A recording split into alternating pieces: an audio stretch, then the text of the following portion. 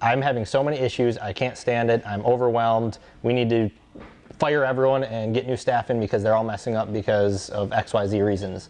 Ultimately, you decide if you're gonna live or not. Am I just gonna get through life, or am I gonna live? Because it's a fucking choice. I mean, you literally decide that. And some people decide it when they're 70 and it's too late.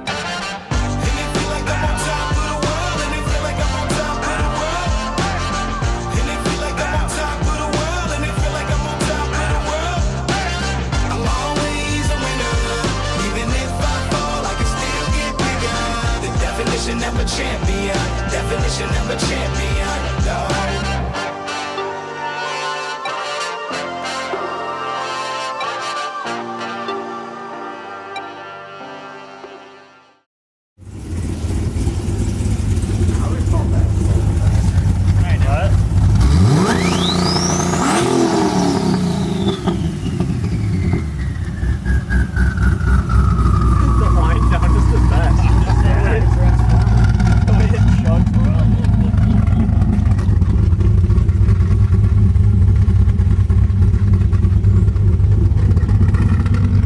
I just love that it looks stock.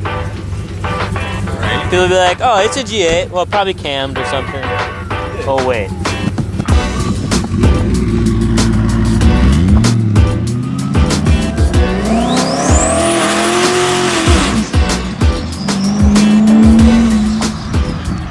Okay, let's get started there, kids. Basically, I'm getting dumber every day I hang out with you. I used to be a pretty smart guy. Junior, you're the cause of most of my stress. You're not even doing anything about it. Junior can't do anything about it. I'm not doing anything. Exactly my point. Where's Mandy? Mandy said, quote, tell them to fuck off. I'll be there as soon as I can. That's my buddy. Mandy's having a rough week. You're gonna want to tell your buddy to shaping it up or ship it out. Do you have something to tell us? Tell us to fuck off. I was gonna try to see if she remembered. What do we do every day, every week? Performance problems. Red shit all over my desk. What the fuck? You didn't have to eat it. Solutions. So after 15 years, I realized that this isn't just natural and that everybody can learn it. And we say to Benny and the Ninja team, we say, WTF. And he says, something must have changed. I said that. For like the last 5 years. So we finally said to Benny, Boo, and the Bad Bears, which is his band of ninjas, we're like, listen, motherfucker, I don't like that answer. I want to know what actually changed. So he writes a program that Paretos this out. This is an example from today. This is how often Paretos are wildly important. Every fucking problem you have can be broken into categories or a Pareto of what it is. So when Kirk does this, he doesn't have a fancy computer to fix all of his problems like Benny.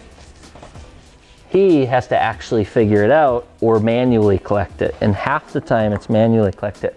And what he'll do over time is he'll keep stacking these little bitches up. And it doesn't take no rocket scientist or lean expert to know that he's got a problem with TPMS not syncing, to try to find out what is the true root cause so that he can then come up with a solution to fix it so that he can stop having so many customer issues and go back to good performance. Somebody throw a problem at me that I can't Pareto. Make it a real problem. I don't want to hear about how Charlie can't get ass. Let me teach you that because that's super important. When you just decide you want to fix something, you're starting at the solution. And then you're trying to convince us that it's a problem and it fits into some bucket somewhere and that it'll improve performance somehow. You're sure of it. You're not sure how, but I'm sure it should somehow. That is a solution. Sometimes it's fine because it's so obvious that it needs to just be fucking fixed. So you send the link to Ben and they just fix it. Other times, what happens is you decided to fix something that happened once a million years ago, and it's the least important thing in our whole world. And if we were to fix it, our chart would go the exact same because you didn't do this. So if you just start throwing solutions at shit, you have the same problem. Does that make sense that this stuff goes back and forth? and you can't just fix shit. Does that make sense what a Pareto is? So when I say Pareto it, it's merely saying, you say you have a problem, you say you have a performance issue. Don't come at it with a solution though, because when you try to work it backwards, it never works. We still need Taco of the Week, so who are we celebrating tomorrow at Tacos? Brad.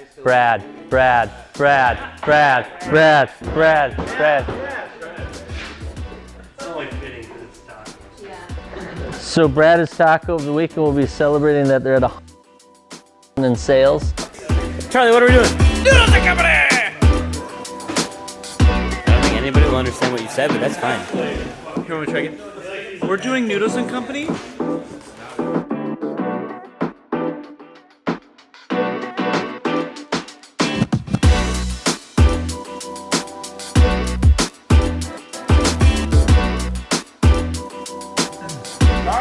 Mandy said I'm not allowed to hire anybody else because we don't know where to put their desk. Yeah. Well, mount them up on the wall or something. We've talked about doing it on mezzanine. Fuck out of my chair. You were missing my interpretation of it. Well, I saw enough of it to be angry. Plan for tonight? OG two-man hoisting? Yes.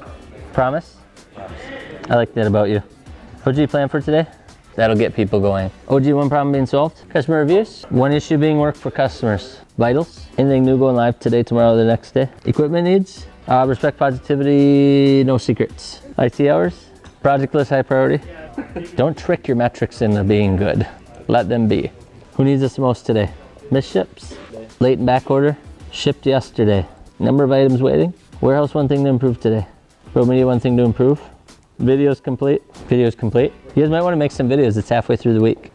Anything for the team? We're gonna let Alex stay another week.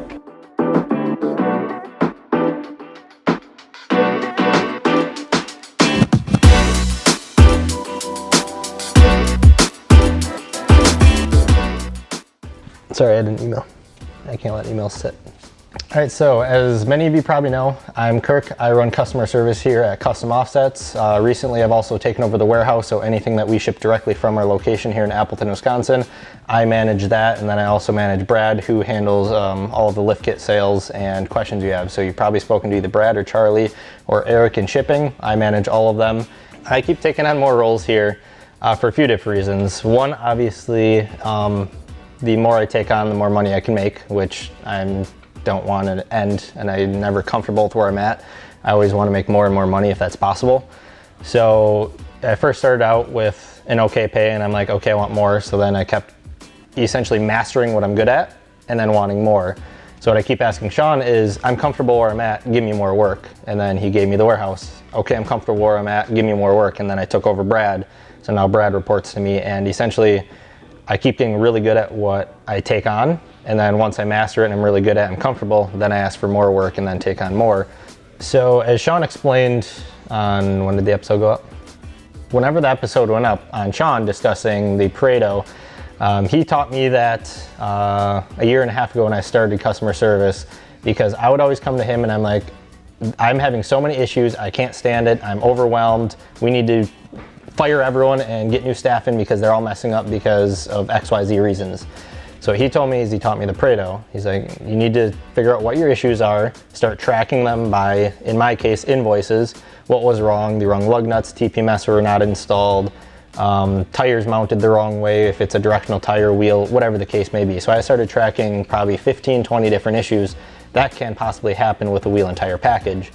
And what I discovered is there was a lot less major issues and a lot more little issues that were filling up my day. So essentially what that means is one customer would get 4 wrong finished wheels, and that would take a few hours of my day to resolve, because obviously it's a hassle to try to get that straightened out. But what I didn't realize is that 10 or 15 or 20 customers every couple days were getting wrong lug nuts, wrong size, wrong thread pitch, wrong color, whatever it was. And I realized that that was taking up more time than my 1 or 2 big issues a week. And the only way I found that out was by Paretoing it. And by Paretoing it, I was able to find the root cause, figure out if it was a system, a human, or whatever is causing the issue, and then therefore resolve the issue, root cause it, and it won't happen again. So the Pareto teaches you exactly what your issue is, to find the root cause of it, and you might find out that it's not actually human. You might find out that your process is stupid, and the way you're making him do it is causing him to make mistakes. I just had my board here last week, but I actually just made it into a electronic copy just as easier for how many issues I have. But I can show you that Eric in the shipping department has taken over my board and is actually working on it physically, so we can show you that. This is Custom Offsets Warehouse. So this is where all of your shine orders, spike lug nuts, spike valve stem caps, gear. What else do we ship out from here? It might be about it. And light bars. So any of those items that you order from us ship directly from our location here in Appleton. And as you'll see, I think he has it. Yeah, he screwed it right up there, so he's serious. But this is a little messy. I'm slowly teaching him how to do it. He literally just started this week. So what he's doing is missing items, IT, meaning internet or what's the word I'm looking for? Technical errors. So if an order got shipped wrong because of our system instead of a human error. So we have missing items, IT, quantity errors, and then wrong items sent. So for Eric, if you can see below here, I actually had all of these below here of all of these items for customer service and wheels and tires. He only has 4. And what he's gonna do is he tracks his orders. So up here, the quantity error, the cell 37 is because he has it in the electronic form also. So what this is doing is this is giving him a visual. That cell 37 references his Excel sheet. So if he sees that his quantity errors is all of a sudden getting up to 5 or 10, he's gonna be like, holy crap, there's an issue with something, why am I shipping quantities wrong? So what he's gonna do is he'll reference back to his Excel sheet and reference all of those cells. So essentially the main point of that is Eric wanted a visual, so we used the hard Pareto, and then we also added in the electronic side of it, so then we can track in detail what exactly happened. Max, we're trying to shoot a fucking video. Sorry. You can't even be mad at that. What am I supposed to say? Go to your room, Max. Past your bedtime. All right, so I'll show you an example just so you can see. Jesus. I hope you can see that. The thing went through blood. All right, so I'm gonna show you an example to show what it looks like when there is an actual error. So let's say there is wrong item sent, which means that Eric completely dropped the ball and sent you the wrong t-shirt. So he's gonna say, all right, error 1, and say it happens again. And let's just make it quick and go all the way up to 5 errors, which would be pretty crappy for Eric. So when we have our weekly meeting or daily, I meet with Eric for an hour every morning to go over what's going good, what's going bad, what can we improve on, all of his metrics of the day, and then we have a weekly meeting. So if I go to his board and I see that there is all of these, I know that this is the one we need to work on, wrong item sent. These other ones can wait because it's not that important at this time.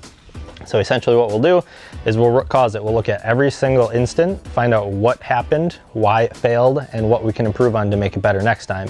And then what we'll do is as soon as we implement something new, I will usually keep all of these sticky notes right here. I will then add a different color sticky note and say implementation added 10/17, so today's date. And then from that point forward, if there's any reoccurring issues, we didn't solve the root cause of it. So then you go back and tackle it again. The biggest thing to realize is you might not find it on the first time.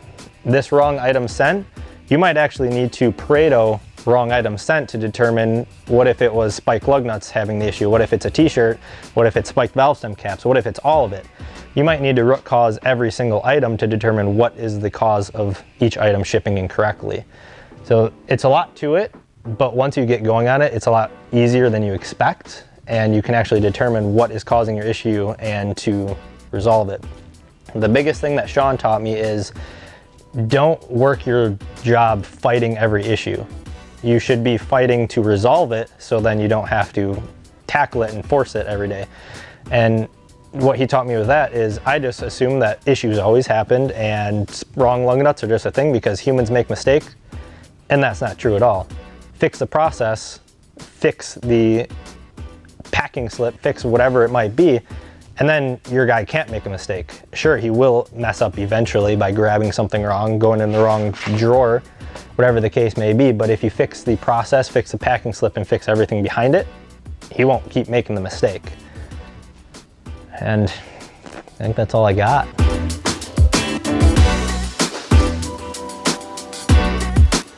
Bye, Kevin. Junior, show me your Paretos.